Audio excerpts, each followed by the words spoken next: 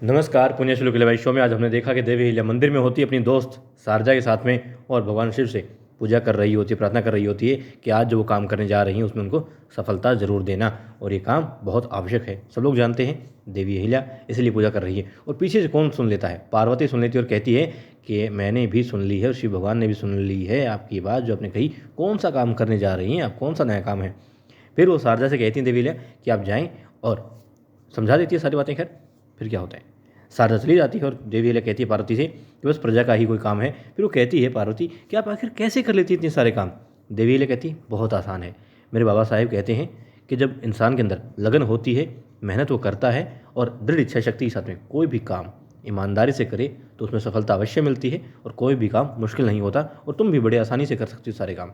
वो कहते नहीं नहीं, मेरे बस की बात नहीं है, मैं तो बस अपने घर संसार में ही छोटी सी दुनिया में खुश हूँ, वही कर सकती हूँ। और आपके लिए तो मेरे बाबा साहेब कहते हैं, यानी कि पार्वती के पिता कहते हैं कि देवी अहिल्या जैसी स्त्री हजारों सालों में एक ही पैदा होती है और वैसे काम जैसे देवी अहिल्या कर सकती है कोई नहीं कर सकता। वो कहती नहीं, वो तो उनका बड़प्पन है और शिव शंभू की कृपा है कि मैं मतलब इस लायक हूँ, मैं काम कर पाती हूँ, मगर कोई भी कर सकता है, आप भी कर सकती हो। कहते नहीं, मुझे नहीं करना, मैं तो बस घर संसार में खुश हूँ। ठीक है, देवी अहिल्या फिर कहती है कि मुझे बहुत सारे काम है, मैं चलती हूँ। देवी अहिल्या चली जाती है वहाँ से। और फिर अब युवराज खंडेराव आते हैं महल में, बाहर से घोड़े पर सवार होते हैं और गुस्से में तो अक्सर रहते हैं। एक दास आता है, सेवक कहता है कि छोटी रानी साहिब ने आपके लिए भोजन रखा है और कह रही है कि आप जल्दी भोजन कर लें। तब बस उस पर गुस्सा निकाल देते हैं, कहते हैं फेंक दो उस भोजन को, कह दो अपनी रानी से फेंक देंगी और मुझे नहीं करना, मुझे भूख नहीं है। सेवक खड़ा रहता है और फिर चला भी जाता है।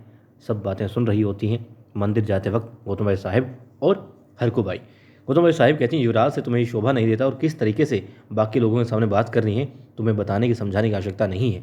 अपनी घरेलू बातें घर तक सीमित रखो, अपने तक सीमित रखो, समझा करो इस चीज़ को। ठीक है, युवराज वहाँ से फिर चले जाते हैं। और कौन समझाता है? हरकू बाई समझाती है गौतम भाई साहब को कि देखिए इन दोनों के बीच में रात को क्या हुआ मुझे नहीं पता, मगर इतना तय है कि देवी अहिल्या कोशिश कर रही है और आपने भी देखा है। फिर वो कहती हैं तुम जाओ पूजा करो, आज पूजा तुम कर लो। और हरकू बाई कहती है उनसे कि आप ही अब कुछ कर सकती हैं इन दोनों के लिए। ठीक है, अब गौतम भाई सरकार जाती हैं, मनी मन कह रही होती हैं कि आज तो मैं दोनों की सुलह करवा के रहूँगी, दोनों को तब तक इकट्ठा बैठाए रखूँगी जब तक इनकी सुलह ना हो जाए, आपस में बातचीत ना हो जाए और जो भी समस्या है उसका निवारण ना हो जाए। देवी अहिल्या कक्ष में पहुँचती है गौतम भाई सरकार, मगर उन्हें वहाँ नहीं पाती। पता चलता है कि वो तो वाड़े से बाहर गई है। सोचती हैं कि कहाँ गई होंगी। बाहर आती हैं जैसे ही तो क्या देखती हैं, युवराज खंडेराव अपनी वेशभूषा बदल करके और गुस्से में जा रहे होते हैं। और पार्वती कहाँ होती है? फूलों के पास होती है और फूल एक नीचे गिर जाता है, उसे उठाने की कोशिश करती है, तभी पाँव से बस लगते लगते बचा युवराज खंडेराव का उनका हाथ। वो कहते भी लग जाती तो तुम्हें ध्यान कहाँ है तुम्हारा? फिर वो कहती हैं आपका ध्यान कहाँ है? आप गुस्से में नजर आ रहे हैं।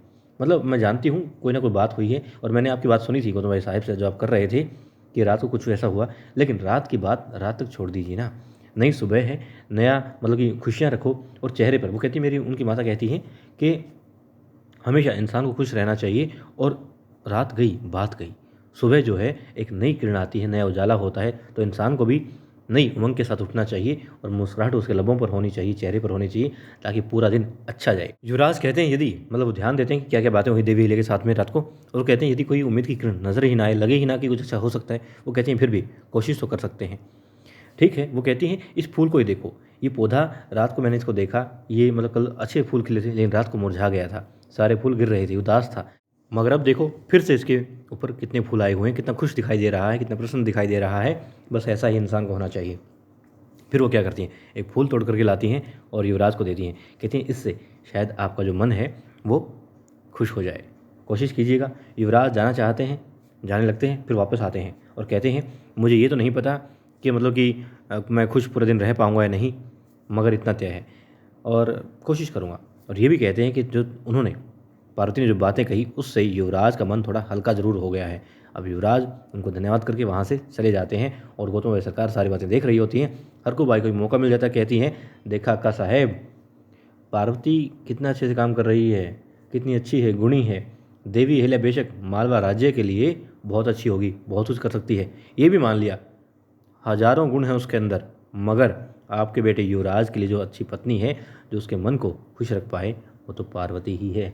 अब वो सोच रही होती है गौतम साहिब कि हाँ, कह तो ठीक रही होती है द्वारिका बाई साहिब और द्वारकाबाई साहिब मन ही मन कहती हैं कि अब वक्त बदल गया है, ये पासा, ये प्यादा बड़ा काम आएगा पार्वती नाम का, यही जीत दिला सकता है, द्वारकाबाई साहिब सोचती हैं उन्हें।